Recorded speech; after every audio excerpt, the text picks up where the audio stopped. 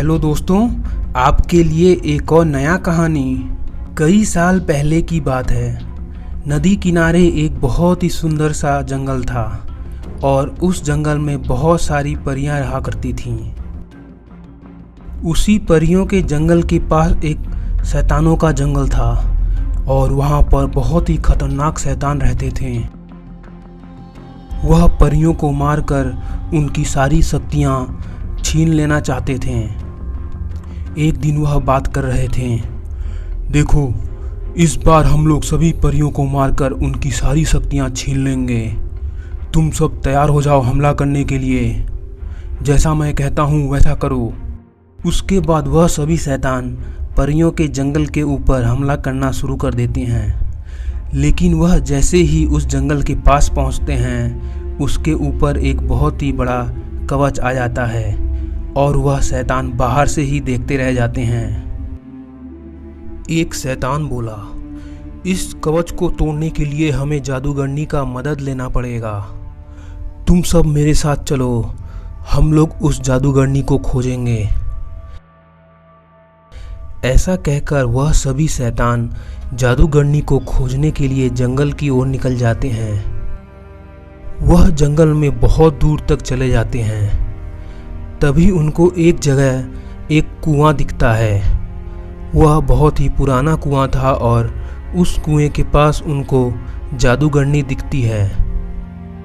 किसी ने जादूगरनी को अपने शक्तियों से पत्थर में बदल दिया था। वह सब जादूगरनी को उठाकर उस कवच के पास लेकर जाते हैं और वह सभी शैतान अपने जादू का इस्तेमाल करके वापस से उस जादूगरनी को ठीक करने लगते हैं। थोड़ी देर बाद वह जादूगरनी एकदम ठीक हो जाती है और वह बहुत ही गुस्से में होती है। शैतानों के कहने पर वह जादूगरनी अपने शक्ति का इस्तेमाल उस जादुई कवच पे करती है, पर उस जादुई कवच को कुछ नहीं होता है। तभी वह जादूगरनी कहती है, इस जादुई कवच के अंदर सिर्फ इंसान जा सकते हैं। हम लोग इंसानों का मदद लेंगे। मैं जा रही हूँ इंसानों को पकड़ने। उसी जंगल के पास एक चंदनपुर नाम का गांव था और उस गांव में एक मनीष नाम का आदमी रहता था। उस गांव से शहर जाने के लिए कोई भी ट्रेन या बस का सुविधा नहीं था, इसीलिए मनीष भी बहुत परेशान था। एक दिन वह पुराने रेलवे पटरी के पास खड़ा हुआ और उसके दिमाग में एक आइडिया आने लगा। मैं ही कुछ नया बनाता हूँ, गांव वालों की मदद हो जाएगी और कुछ पैसे भी आ जाएंगे। ऐसा सोचकर वह एक वाटरमेलन ट्रेन बनाता है और उसमें सभी गांव वालों को लेकर शहर की ओर जाया करता। इस तरह वह थोड़े पैसे भी कमा लिया करता था। एक दिन रात हो चुका था और वह शहर से वापस लौट रहा था। तभी रास्ते में उसको वह जादूगरनी मिल जाती है। उस जादूगरनी को देखकर मनीष बहुत डर जाता है और वहां से भाग निकलता है। वह जादूगरनी मनीष का ट्रेन ले लेती है। उस ट्रेन को लेकर वह गांव में आ जाती है। उसको देखकर गांव में सभी लोग डर जाते हैं और अपना अपना जान बचाकर वहां से भागने लगते हैं। लेकिन जादूगरनी अपने शक्ति का इस्तेमाल कर देती है। जो भी उसके रास्ते में आता है वह बेहोश हो जाता है। उसके बाद जादूगरनी एक एक करके सबको उठाकर अपने ट्रेन के अंदर रख देती है। उधर यह सब अभिषेक देख रहा था और एकदम हैरान हो गया था। तभी अभिषेक के पिता मनीष दौड़ते हुए उसके पास आते हैं। वह बहुत घबराए हुए लगते हैं। देखो बेटा, हमारे गांव पे बहुत बड़ी मुसीबत आ गई है। हम लोगों को कुछ करना पड़ेगा सबको बचाने के लिए। फिर वह दोनों मिलकर प्लान बनाते हैं और उसके बाद मनीष दौड़ते हुए रेलवे पटरी के पास जाता है और वहां पर एक गड्ढा खोदना शुरू कर देता है। उधर दूसरी ओर वह जादूगरनी ट्रेन लेकर तेज रफ्तार से जंगल के ओर जा रही थी। उधर मनीष उस गड्ढे के अंदर कूद जाता है। थोड़ी देर बाद मनीष का बेटा दिवाली के बचे हुए पटाखे लेकर वहां पर आता है। उसके बाद वह उस पटाखे में आग लगा देते हैं। वह रॉकेट सीधे ट्रेन के इंजन के नीचे जाता है और उसको लेकर ऊपर चला जाता है। तभी वह जादूगरनी मर जाती है और उसका पंख रह जाता है। हेलो दोस्तों, एक बार फिर मैं आपके लिए लाया हूँ बहुत ही मज़ेदार कहानी। यह कहानी शुरू होता है चंदनपुर नाम के गांव से। उस गांव में राकेश अपने बेटे मनीष के साथ रहता था। राकेश एक सेकेंड हैंड टैक्सी चलाया करता था और टैक्सी चलाकर जो भी पैसा आता उसको अपने बेटे के देखभाल में लगा देता। एक दिन उसका टैक्सी खराब हो जाता है और वह दोनों बहुत दुखी होते हैं। राकेश अपने बेटे मनीष से कहता है, देखो मनीष, मेरा यह टैक्सी खराब हो चुका है और हमें और पैसे कमाने के लिए शायद कुछ लकड़ियाँ काटकर बेचना पड़ेगा। चलो जंगल की ओर। फिर उसके बाद राकेश अपने बेटे मनीष के साथ कुल्हाड़ी लेकर जंगल की ओर निकल जाता है। राकेश और मनीष लकड़ियाँ खोजते खोजते जंगल में बहुत दूर चले जाते हैं। वहाँ पर उनको एक दरवाज़ा दिखता है। देखो मनीष, मुझे यह कोई जादुई दरवाज़ा लगता है। मैं इसके अंदर आगे आगे चलूँगा और तुम मेरे पीछे पीछे धीमे धीमे आना। ऐसा कहकर वह दोनों उस जादुई दरवाजे के अंदर घुस जाते हैं। उस जादुई दरवाजे के अंदर जाते जाते वह दूसरी ओर आसमान में बाहर निकलते हैं और चारों ओर देखकर एकदम हैरान हो जाते हैं। वह देखते हैं कि वहाँ पर एक गुफा है और वह उस पेड़ से जुड़ा हुआ है। वह किसी तरह कूद के उस गुफा तक पहुँच जाते हैं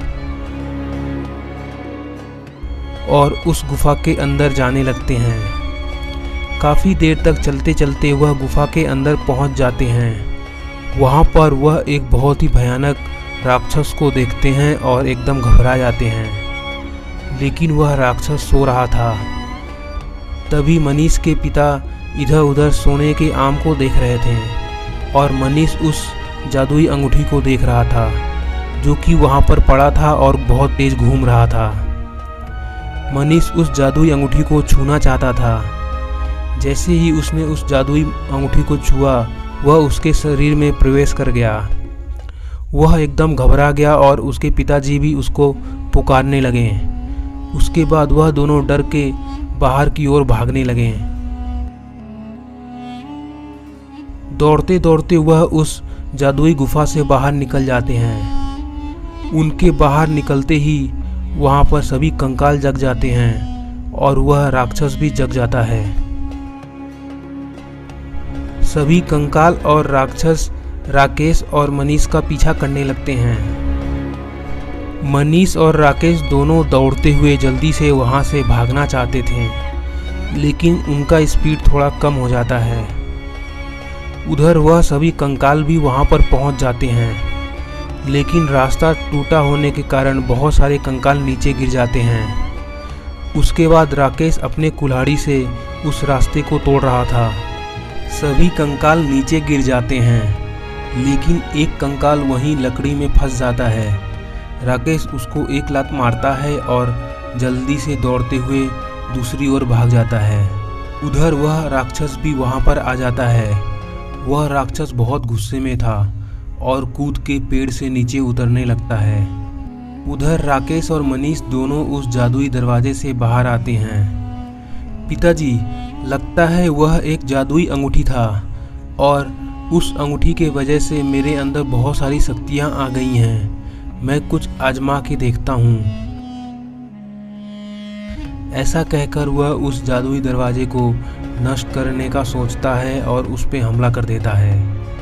वह जादुई दरवाज़ा वहीं पर नष्ट हो जाता है। इस तरह मनीष को शक्तियों का पता लग जाता है। उसके बाद मनीष और राकेश दोनों दौड़ते हुए गांव की ओर भागने लगते हैं। यह सब एक बूढ़ा जादूगर देख लेता है। उधर राकेश और मनीष बहुत घबरा गए थे और दौड़ते हुए अपने घर की ओर चले जाते हैं। उनको समझ में नहीं आ रहा था कि वह क्या करें। उधर दूसरी तरफ वह दानव भी उस पेड़ से उतरकर उनके गांव की ओर जाने लगा। धीरे धीरे वह दानव मनीष के पास पहुंच जाता है।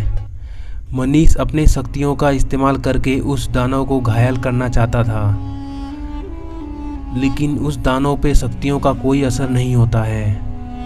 उसके बाद मनीष अपने शक्तियों का इस्तेमाल करके पास में पड़े मुर्गी को एक मुर्गी बाइक में बदल देता है।